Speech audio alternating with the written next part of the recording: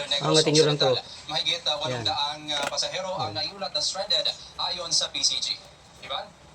Ingat, maraming salamat Kim Salinas ng GMA Regional TV.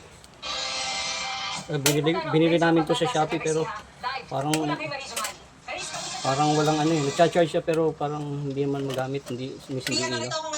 I-upgrade ko lang. Sa Balde Puente Bridge, makikita ninyo sa aking likuran dito sa Cabanatuan, Nueva Ecija, kung saan matatanaw o di kaya ay maaaning itong Pampanga River na isa sa 4 na ilog dito sa Nueva Ecija na masusi binabantayan ng lokal na pamahalaan dahil sa posible Basta tanggalin nyo lang tong ano, 4 na screw. Pagkatapos nyo itong matanggal na cover, tanggalin nyo yung 4 na screw. Yan. Yan. Siguro hindi lithium yung ano nito, yung battery nito, or mababa yung capacity kaya nagcha-charge naman siya. Ayun. Ayun yung battery oh. So papalitan ko to ng lithium. I-upgrade ko para nakadikit lang to ng ano, ayan oh. Nakadikit lang ng glue. So hindi to lithium ano. So papalitan ko lang to.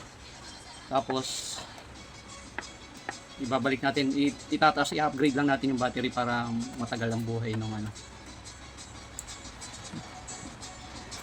Ito yung battery niya, binalatan ko. So kinakalawang na siya. Sinukat ko kung ilang ano, kung ilang volts. Tingnan natin. Ayan. Ayan 1.1 or so nag-drop na siya ng ano, so alos wala na tong ano, wala nang power. Siguro 3.7 volts to.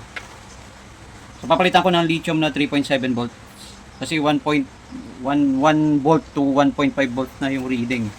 Ibig sabihin hindi siya nagkakarga. Hindi siya nagkakarga. Maaring sira tong ano, tong battery na to.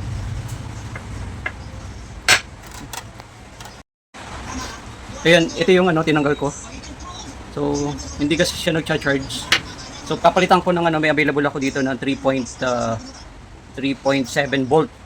Luma na rin to, pero gusto ko lang malaman kung nasa battery or nasa sa BMS na yung ano, yung problema. So, ayan, i-check ko.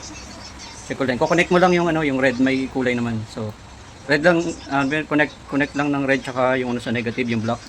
So, ayan. So, ayan. Ayan, okay. Tapos, gamitin natin yung remote control niya. O, yan. Gumana. Ibig sabihin, ayan, gumana siya.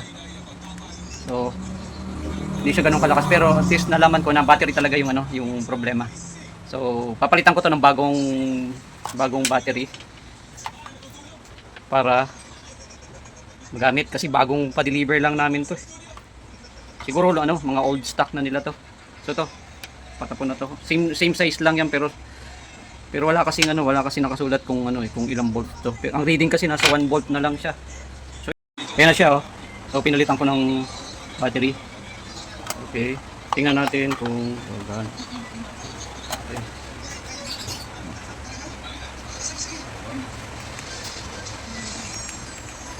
Okay.